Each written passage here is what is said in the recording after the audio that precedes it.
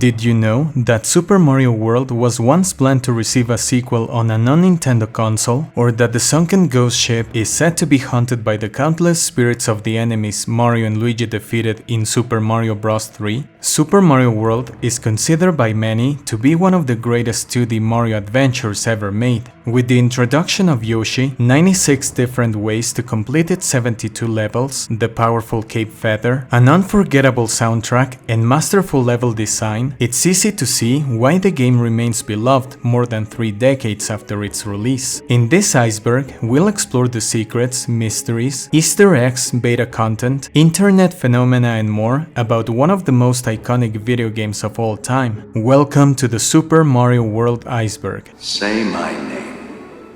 EisenBerg. You're goddamn right.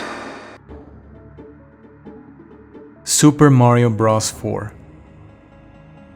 Did you know that Super Mario Bros. 3 had a sequel in Japan? That's right, Super Mario Bros. 4, also known as Super Mario World. Yes, I know it's disappointing, but that's what the Japanese box says. If they had continued the tradition, Super Mario 64 would have been known in Japan as Super Mario Bros. 6, considering 5 would have been Yoshi's Island. Tubular. Playing Super Mario World as an adult is a different experience. I struggle with different levels nowadays, but if there's one I recall being hell for me, it has to be Tubular. As far as I know, Mario doesn't have enough space to take off with a Cape Feather, and the only reliable way to complete the level is by going back to the Star World, get a blue Yoshi, and get to the part where you find a column of paratroopas. If you eat one, then you can finish the level by flying, way more easily than by just using Small Mario. As a child, I didn't have enough patience to do this, so I'd constantly try to beat the level with Small Mario and relying on P-balloons. The Special World was the equivalent in difficulty to some of the levels in the Japanese Super Mario Bros. 2 because of how hard they were. Berries mechanics. We can find 3 types of berries in the game. If Yoshi eats 10 red berries, it will lay an egg with a super mushroom. If it eats 2 pink berries, it will produce a Yoshi cloud. Yoshi clouds drop bonus coins that can be collected. If Mario or Luigi collect 10, they'll get an extra life. Finally, green berries add 20 seconds to the timer, but this only happens in Funky, a level where you really need some extra time. Cape Mario is broken. For those who played Super Mario Bros. 3, you surely remember how fun it was to fly with Raccoon or Tanuki Mario. That fun had a time limit, as after a short time, Mario's ability wears off. This is not the case with Cape Mario, because how long he can fly depends on the player's ability with the D-pad. Once Mario takes off, if you press forward, Mario will descend, and if you press back, Mario will ascend. Keeping the right balance between these actions is key to keep Mario steadily in the air. If you master this technique, you can complete a lot of levels without even knowing what the level looks like from below. It goes without saying that glitchless Super Mario World speedruns require mastering Cape Mario's flight to stand a chance for a world record. Entering beaten castles. I knew this as a kid, but I honestly forgot it until I did research for this video. This refers to the fact that once you defeat a castle or fortress, the player won't be able to enter said levels if you press A. However, if you press L and R, you'll be able to go back to these levels as if nothing had happened. I guess Nintendo wanted to keep a certain continuation with the player's progress, because once you beat a previously beaten castle, it'll show Mario destroying the already destroyed castle. Super quick fireballs. Please let me know in the comments if you ever did this. While recording footage for this video, I took Fire Mario to one of the edges and started mashing the B button to shoot fireballs at a higher speed than normal. You may know that only 2 fireballs can appear on screen, and that Mario won't be able to shoot another one until one of them disappears. Nonetheless, since fireballs disappear almost instantly when you're close to the edge of the screen, you can shoot as many fireballs as your mashing speed allows. It's useless but satisfying. Star blocks. We come across a couple of star blocks that sometimes give Mario and Luigi a single coin and sometimes a 1-up. But how do they work? Well, if you collected 29 or less coins in the level, you'll get a single coin. But if you got 30 or more, you'll get a 1-up. Since the game keeps track of the coins you collected in previous levels, your counter may indicate you have more than 30 and you still won't get a 1-up, so make sure you collected at least 30 coins in a given level. Yoshi abuse. When Yoshi eats something, it doesn't seem to do it because it wants, but because it's commanded by Mario. But what kind of move is that? Given the limitations of 2D, it looks as if Mario were hitting Yoshi to stick its tongue out, but in reality it's just Mario signaling Yoshi to eat something. Talking about eating, some of you may already know that dolphins can be eaten in the Japanese version of the game. Some people say it's related to difficulty, while others think it has to do with animal awareness. However, something that's definitely not ambiguous is when players make the decision of sacrificing Yoshi as a last resort before falling into an abyss. Actually, I think there's a level whose secret exit requires Mario to sacrifice Yoshi if it doesn't have a cape feather or a Yoshi holding a blue shell. Blue Yoshi is the best.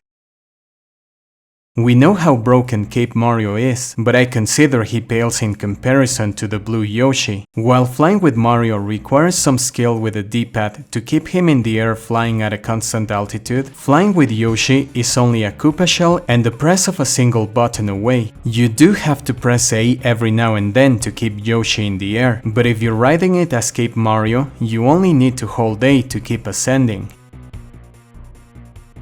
Top Secret Area.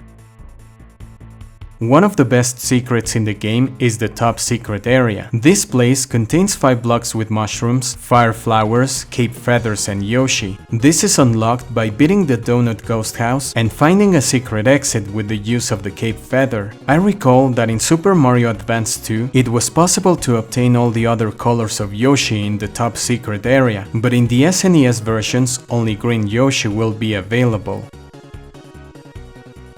Red and yellow levels.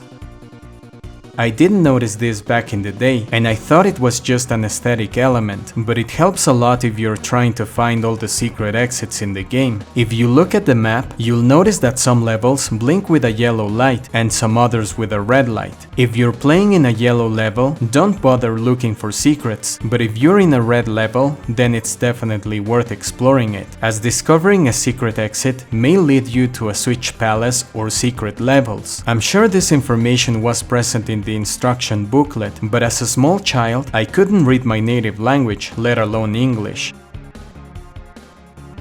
Red and blue blocks are empty. Yellow blocks contain super mushrooms, green blocks contain cape feathers. What about red and blue? Well, sadly they have nothing, because you can't even activate them. This always bothered me because why not having red blocks contain fire flowers? I understand that having starmen in blue blocks would have been broken, but how does it make sense that the super mushroom and the cape feather got lucky with these color blocks, but not a power-up that has been present in Super Mario since the beginning? You are super player.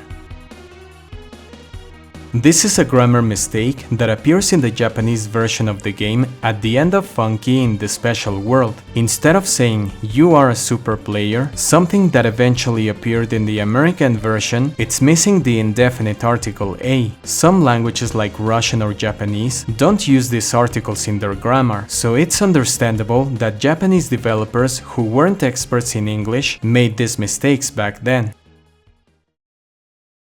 Mysterious logo in the Special World. For those of you in Japan, Europe and Oceania, you may be wondering what mysterious logo I'm talking about, because those colorful ovals in the special area in Super Mario World are the Super Famicom logo, as well as the logo used for the PAL version of the SNES, whose colors can be seen in the controllers of said region. Nonetheless, for us in the American continent, it was a mystery, and some of us thought that they could be secret levels within this special area. Fall in Dinosaur Land. One feature that always stood out to me was the seasonal shift that takes place after finishing the special world. As a child, it felt like I had unlocked an entirely new game, despite the fact that most of the changes were purely visual. There are some exceptions though. The first time we play Yoshi's Island 2, we can see a bunch of red Koopas, but after completing the special world, we instead find blue Koopas. But instead of shells, they're wearing Mario masks. I guess there are more levels with this kind of slight changes, but that's the one I remember. So, as many of you know, certain enemies and elements in the game change. Here are some of them. The world map changes color. Koopa shells are now Mario masks. Piranha plants and their variants become pumpkins, and bullet bills are now Pidgeot bills. Goombas are yellow and they wear sunglasses, but only in Super Mario Advance 2. Finally, Pokeys become these blocks that look like a saw, but again, they're exclusive to Super Mario Advance 2. This works differently in the GBA version, because there you have to find the 96 exits in the game. Also, we can see a nice cinematic of Luigi dropping Mario masks from a hot air balloon with a congratulations message for the player. Demo takes place on Groovy. The iconic Super Mario World intro takes place in Groovy, one of the levels in the special zone. I actually feel that Nintendo could have made a better job at this, considering all the fun things you can do in the game, such as flying with a cape feather, spitting fire with Yoshi, or killing a bunch of enemies with a Starman. But instead, all we got was a simple demo with small Mario riding Yoshi, killing some Koopas and eating a Pokey. By the way, if any of you has ever tried to replicate what Mario does in the demo, because why not? Let me know in the comment section. Eating Pokey in one sitting. I'm sure many of you have done this, even though I haven't heard anyone mentioning it. If you're riding Yoshi, you can eat a Pokey piece by piece. However, if you stand close to it, Yoshi can almost eat the whole thing. I don't think Yoshi can eat a whole Pokey because its head seems to be a separate entity. Secret melody in the special world. I guess I was a very impatient child, because I never got to listen to this melody in the special world, and it's no wonder, because you need to wait for around 2 minutes to listen to this nostalgic remix. Here's the music.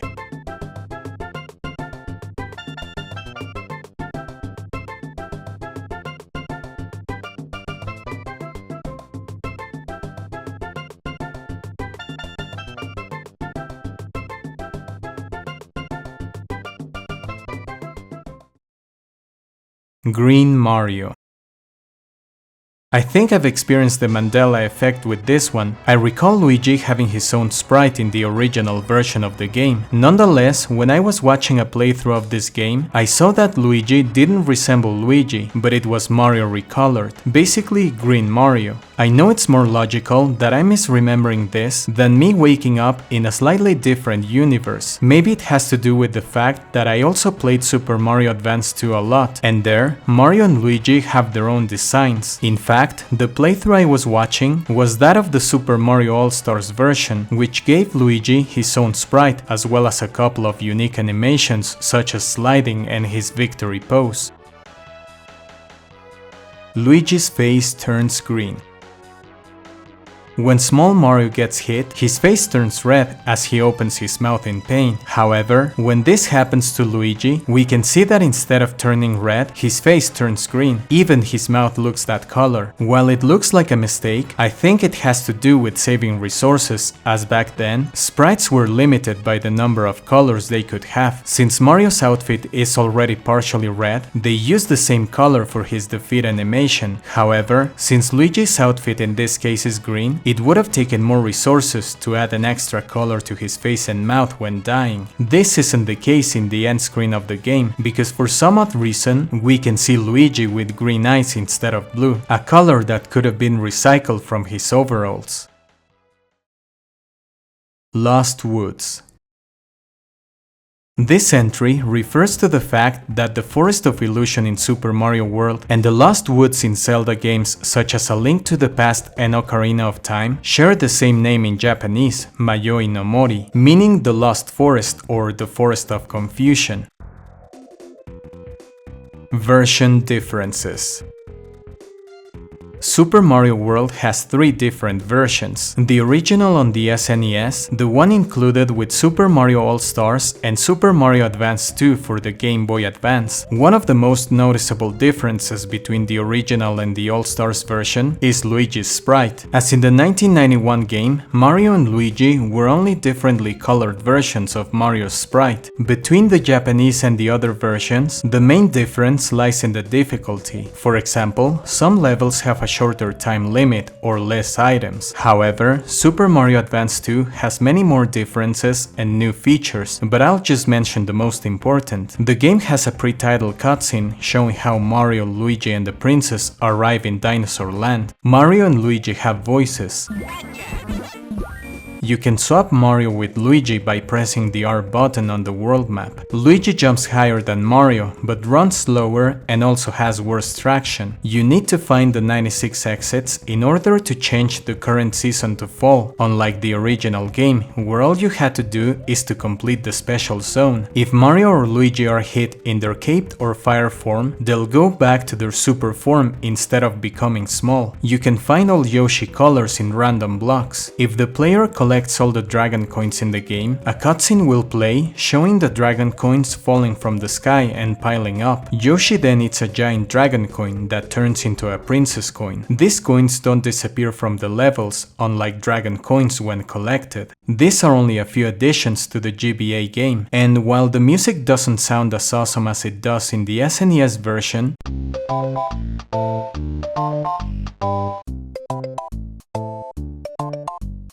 the portable version of Super Mario World ranks higher than its 1991 counterpart. Boo's secret animations.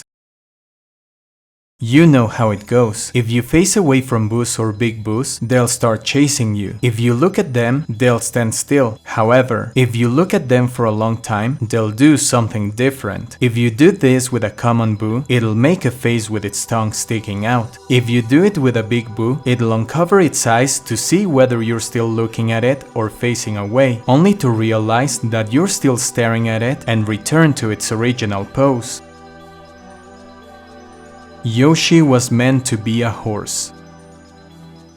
According to game designer Takashi Tezuka, Yoshi's origins can be traced back to Miyamoto's desire to have Mario ride a horse. In fact, Yoshi's designer Shigefumi Hino revealed that horse was the original keyword used during the character's early development. As I'll mention deeper in the Iceberg, Yoshi went through different designs before becoming the cute dinosaur we all love. Infinite one-ups. Intentionally or not, Nintendo's tradition of getting infinite lives carried over to Super Mario World. Go to Donut Secret 1 and enter this pipe. Get the P-Balloon and grab the shell of any of the red Paratroopas. Exit the place with the shell, go right, and you'll see 2 blue blocks with a dragon coin in the middle. Hold down and release the shell in this space. Finally, jump on it and Mario will do the rest. This is one of the earliest ways to get as many lives as possible. If you also take into account the top secret area, you'll be more than ready to face all the challenges in Super Mario World very early in the game. In Vanilla Secret 2, take the silver switch to this part, press it, and all the Paratroopas will turn into silver coins that will turn into many one-ups you can collect in a fun way.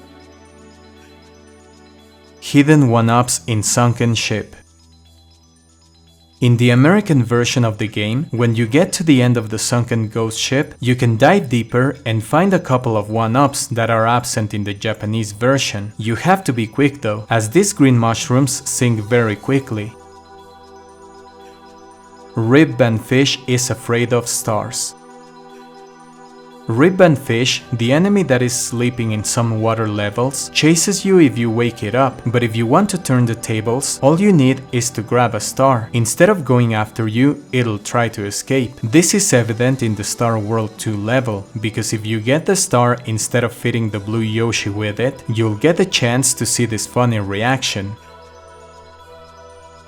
Black pixel in the title screen. This is a short one. On the title screen, the Super Mario World logo has a black pixel that's sticking out from the W. Once you see it, it's impossible to ignore. This is also present in the All-Stars version, so I guess Nintendo didn't spot this mistake. Extra Mario. Point of advice. The big coins are dragon coins. If you pick up 5 of these in one area, you get an extra Mario. It's funny how Nintendo refers to a 1-up or an extra life as an extra Mario, disregarding the fact that Luigi can also be a playable character. As expected, this was changed in the GBA version, precisely referring to the green mushroom as an extra life instead of as an extra Mario. It's okay that Mario is the main protagonist, but Green Mario also deserves some attention. Special levels have the same name in Japanese.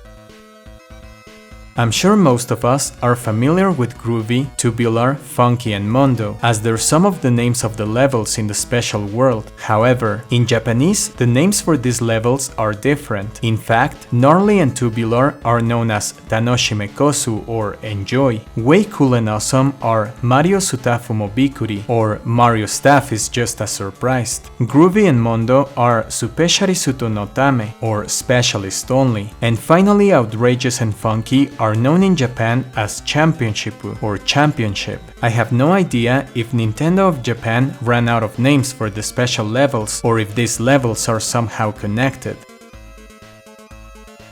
Reference to Super Mario Bros. 3. This is a strange looking sunken ship. Haven't you seen it somewhere before? That's right. In Super Mario Bros. 3, Koopa and his kids used a flying ship to make life tough for Mario. This information is found in the instruction booklet of the game. While this is an amazing Easter egg from Mario's previous adventure, it's shocking to realize that in Super Mario World, the ship is haunted by the spirits of Bowser's minions in Super Mario Bros. 3. It's crazy to think that in the Mario universe, there's a high chance that all enemies Mario and company defeat become boos. Thankfully for Mario and Luigi, this isn't the case because if you lose all your lives, you'll still see Mario and Luigi with an angel's halo, meaning that they probably have a better place in the afterlife. Talking about the ship, you can finish the level by touching a question mark orb, similar to the orb dropped by Boom Boom after defeating it. Super Mario World cartoons. Super Mario World received 2 cartoons, one in the US and another one in Japan. The Japanese cartoon wasn't really aired, but developed for a VHS console game system released by Bandai in 1988. If you know a lot about Dragon Ball, you may be familiar with this system, as it's the same used to play that interactive episode where Goku and friends travel back in time. Same as with Dragon Ball, we get to help Mario, Luigi and Yoshi to solve simple puzzles to help them rescue Princess Peach in Dinosaur Land. The cartoon is very faithful to the game, and it's actually pretty entertaining if you played Super Mario World. There's a part where Mario tries to blow up one of the Koopalings castles, but the detonator doesn't go off. Then Mario asks Luigi to go check what's going on, and of course the castle blows up. Luigi gets caught in the explosion, and Mario and the Yoshis proceed to laugh at Luigi, who runs away in tears. The cherry on top is that Mario gets angry at his crybaby brother and decides to carry on without him. While the Japanese cartoon closely resembles the game, the American cartoon takes some liberties here and there. With the introduction of the Children's Television Act in 1990, social commentary on TV addiction, street gangs, and bullying among other topics was added to the show. The show was translated to 23 languages, but some of these were partially or completely lost to time. For example, the European Portuguese dub is completely lost, and the only evidence that it was real is an overview of the show on a Portuguese TV channel website. Mario kills the Koopalings. When it comes to Mario games, we usually think of Mario defeating his enemies rather than killing them. However, when we defeat the Koopalings castles in Super Mario World, we get a couple of messages that imply that Mario or Luigi actually get rid of Bowser's minions for good. For example, when we beat the second castle, it says the following about Morton. Morton Koopa Jr. of Castle number 2 is now just a memory. After beating Ludwig's castle, it says that his days of composing Koopa symphonies in castle number 4 are over. While Morton's statement is more definitive, referring to this Koopaling as just a memory, Ludwig may still be alive because it's referring to his days of composing symphonies specifically in castle number 4. Nonetheless, the most dramatic statement is made about Wendy O. Koopa. Wendy O. Koopa in castle number 6 has sung her last song. While Ludwig may be composing symphony somewhere else, Wendy did sing her last song after being defeated by Mario or Luigi. Chocolate Island 2's mechanics. Chocolate Island 2 is one of the most complex levels in the game because depending on coins, time, or dragon coins collected, Mario and Luigi will end up in alternative versions of this place. The first screen is always the same. Here, if you collect between 0 and 8 coins, you'll end up in this place with red paratroopas. If you collect between 9 and 20, you'll get to a place with some Rexes, and if you get 20 plus coins, you'll see this place with a Cape Feather. From these last 3 places, you can still get to the secret exit, provided you have between 300 and 250 seconds left before you exit each corresponding pipe. If you have between 249 and 235 seconds left, you'll reach a screen with Dino Rhinos. Anything less than that will take you to a part with a lot of mushrooms inside bubbles. These 2 screens will take you to 2 final areas depending on how many dragon coins you collected. If you have collected between 0 and 3, you'll find an area with Rexes. If you have 4 dragon coins, you'll have to walk on a colored blocks bridge to get to the exit. In total, there are 15 possible ways to finish Chocolate Island 2, meaning that most players have never experienced all combinations in this level. Mario dances in the credits. Some people say it's a glitch, but it actually looks intentional. Right before Bowser is defeated, if the player holds all the buttons except select and start and holds the D-pad up, Mario will do a dance in the ending cutscene, spreading his arms and looking up. If anybody knows if this is a glitch or an Easter egg, please let me know in the comment section.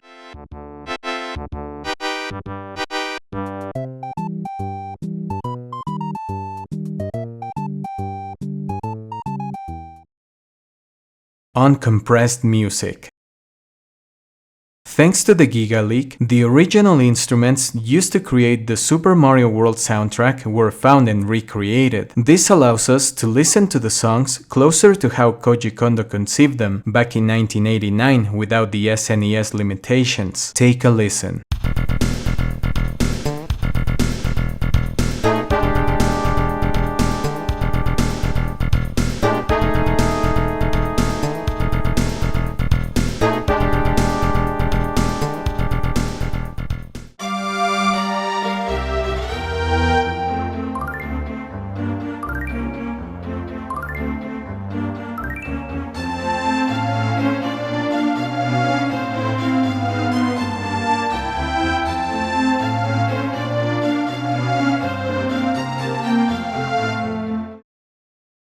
Goombas are absent. The very first enemy we encounter in Super Mario Bros. Is a Goomba, a very iconic Bowser minion. However, in Super Mario World, these enemies are completely absent, and no, Nintendo was wrong about their name in the credits. The explanation is that Goombas are known as Kuribo, whereas these round Goomba-like enemies in Super Mario World aren't Kuribo, but Kuribon. It wasn't until Super Mario 3D World that these enemies received the name Galumba in order to distinguish them from the classic Goombas. Invisible 1-up triggers. This is one of the most obscure mechanics. There are 14 levels in Super Mario World with invisible 1-ups. In order to collect them, you also need to activate invisible triggers in the right order. If you don't, you won't be able to collect your 1-up. In Donut Plains 4, for example, if you fly toward this platform, you'll see a gray block. There are 4 invisible triggers you have to touch in this specific order. If you do it right, you'll get a 1-up, but if you do it out of order, you won't be able to collect it, even if you do it right afterward. The hardest to get without knowing this is the 1-up in the vanilla ghost house because of the unnatural order of the triggers. There are easier and more effective ways to obtain extra lives, but this is an interesting mechanic I didn't know about. Game End Glitch. There's a great video by SetBling that explains this extremely brief yet complex glitch, but basically if the player performs a series of pixel perfect actions, the game will jump from Yoshi's Island 2 to the credits. This allows speedrunners to finish the game in under 45 seconds. Super Mario FX. There's a popular belief that Super Mario 64 was born from Miyamoto's idea to create a sequel to Super Mario World for the SNES using the FX chip called Super Mario FX. The reality is that Super Mario FX isn't the name for an unreleased Mario game on the SNES, but the internal code name for the FX chip, according to Dylan Cuthbert, one of the Star Fox programmers for Star Fox on the SNES. This rumor originated from an interview with Shigeru Miyamoto in an issue of Nintendo Power, where he stated that while working on Star Fox, he wanted to create a 3D Mario game.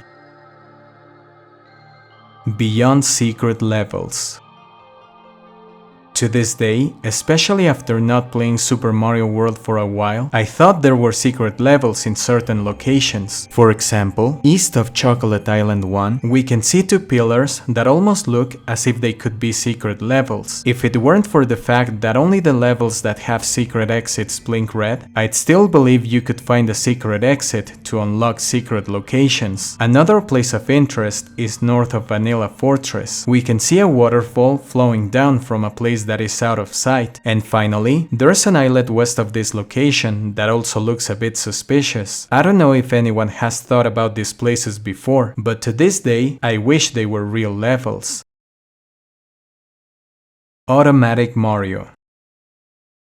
This video is very nostalgic to me, and maybe some of you remember it or forgot you had seen it back in early 2010. On top of watching Mario going through a custom-made level, we can also hear the many sound effects of the game synced to the rhythm of Kumikyoku Niko Niko Douga, a medley of Japanese songs that were popular among users of the Niko video website back in late 2000. Automatic Mario videos were possible mainly thanks to Lunar Magic, a Super Mario World editor, as well as a couple of tools that gave birth to this late 2010s phenomenon.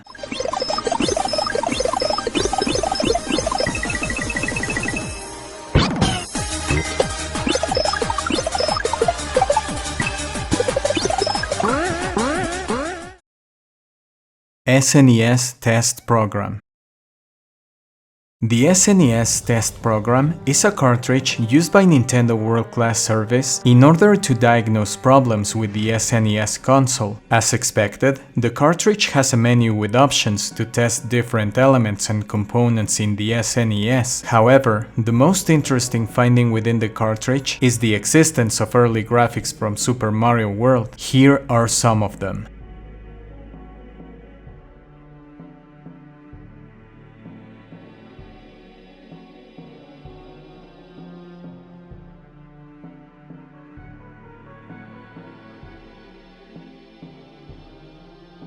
Laser Suit. Some of us fell for this, especially because the overall map looked as if it had more levels than it actually had. An example is a small islet north of the top secret area. A YouTube user by the name of Super Mario Infinite posted a video back in early 2009, allegedly showing the existence of a secret power-up. You can see that he finds a secret invisible pipe on the top secret area that opens the path to the islet I mentioned before. The player then finds a message by Nintendo congratulating the player for having found the secret laser suit. The suit in question is virtually a combination between Cape Mario and Fire Mario, but instead of throwing fireballs, Mario can shoot lasers. Of course this was fake, and the laser is actually kind of bad because it goes in a straight line. Beta Super Mario World. The beta content in Super Mario World deserves its own video, but I'll talk about the most interesting elements. First of all, before Cape Mario came into existence, Raccoon Mario was present in early builds of the game, evidenced by these sprites. I guess Nintendo wanted to experiment with flying mechanics and power-ups, because besides Raccoon Mario, we can see other flying Marios. For example, a winged Mario in different flying animations. However, the most interesting that actually reminds me of Laser Suit Mario is this one with a helmet and a cape. Another one that closely resembles his final version is this Cape Mario in green. Bowser's battle could have been different if we take these sprites into account. We can see Bowser out of his Koopa clown car, which makes me believe that after destroying his clown car, Bowser could have fought Mario hand to hand. If you ever wondered how an elderly Yoshi would look like, we have the sprite of a purple Yoshi with a cane and white hair talking to someone. It was meant to be used in Yoshi's house, but its purpose remains unknown. Talking about Yoshi, it's such an iconic Nintendo character that it's hard to think about it looking different. Take a look at this beta Yoshi, absolutely nothing to do with the final version. This is very interesting, because I thought that Luigi's sprite for the Super Mario All-Stars version was made for that game specifically, but it turns out that that Luigi was already in the files of the original Super Mario World. I wonder if the cartridge ran out of memory before they could implement these sprites. There are countless versions of the overworld map. The earliest, from April 1st, 1989, looks like a map from Super Mario Bros. 3, with straight paths in contrast with the many winding paths of Dinosaur Land. However, as development continued, we can see a clear evolution that logically started looking more like what we ended up with in the final version. Super Mario's Wacky Worlds.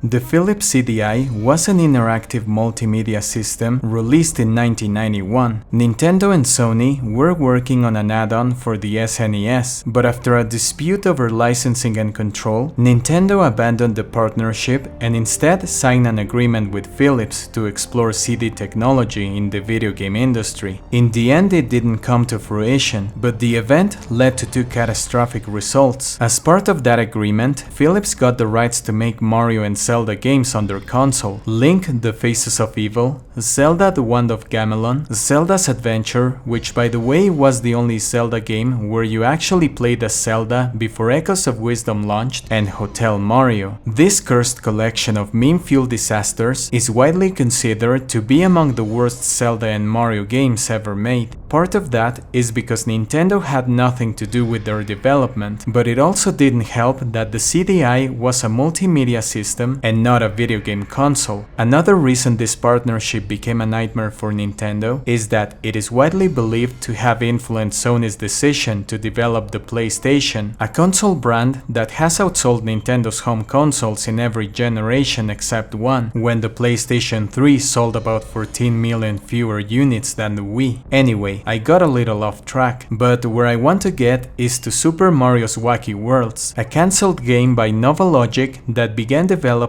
in early 1992 for the Philips-CDi. Developers Silas Warner and John Brooks worked for virtually 2 weeks non-stop to present one level to Nintendo. The game was intended to be a sequel to Super Mario World, and as such, copied sprites and mechanics from the SNES game. Since the CDI had a different sprite making style, it became difficult for the Wacky Worlds team to replicate them in their game. They had to copy sprites of Mario and several Koopas. The backgrounds, some of which represented real-world locations, were hand-drawn by the team. The game had no sound effects, and the only sound present was the overworld theme from Super Mario World. It is said that Nintendo was impressed by the game, but it didn't help that the CDI sales were abysmal in comparison to video game consoles of that time, such as the Super Nintendo or the Sega Genesis. The game was leaked online in 2008, 15 years after its cancellation. At least judging by the leaked prototypes, the game has been criticized for not being wacky enough. Its use of real-world locations has often been cited as feeling out of place in the Mario universe. This element is similar to an official Mario game for the SNES, Mario is Missing, an educational game that takes Luigi across many locations around the world in search for stolen landmarks and his missing brother. As a non-English speaking 5-year-old who experienced Mario is missing, I wish I could go back in time and give my younger self the pre-alpha prototype of Super Mario's Wacky Worlds instead. Kaiso Mario World.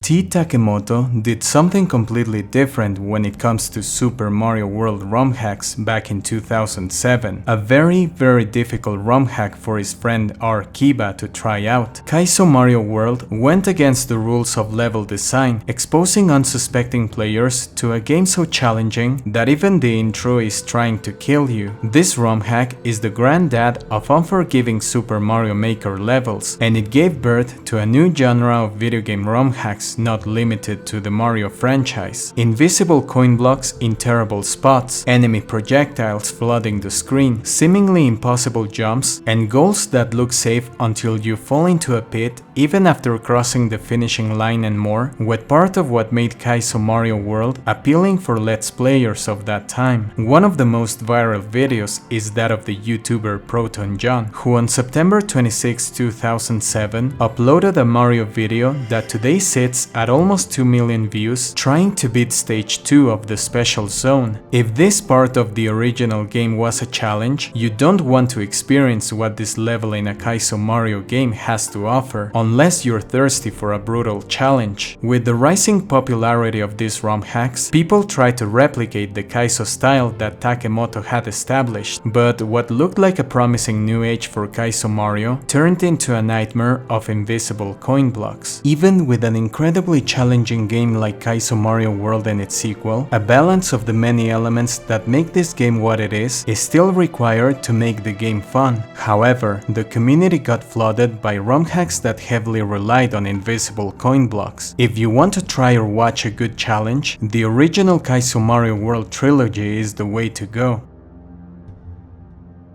Rise of the Mushroom Kingdom.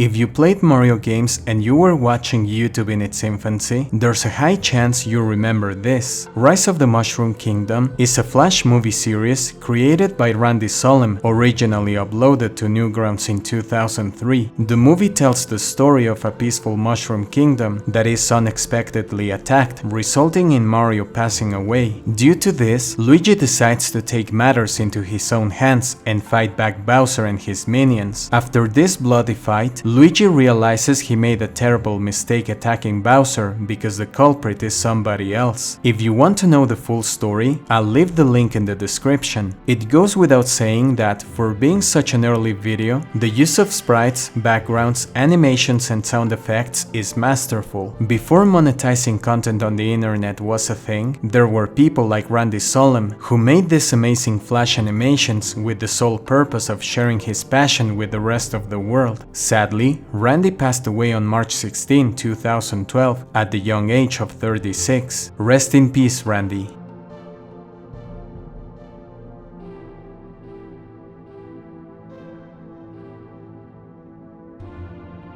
Thank you so much for watching. If you want to watch more content on Super Mario, take a look at my Super Mario Bros. And Super Mario 64 Icebergs. Don't forget to comment, like and subscribe. See you in the next one.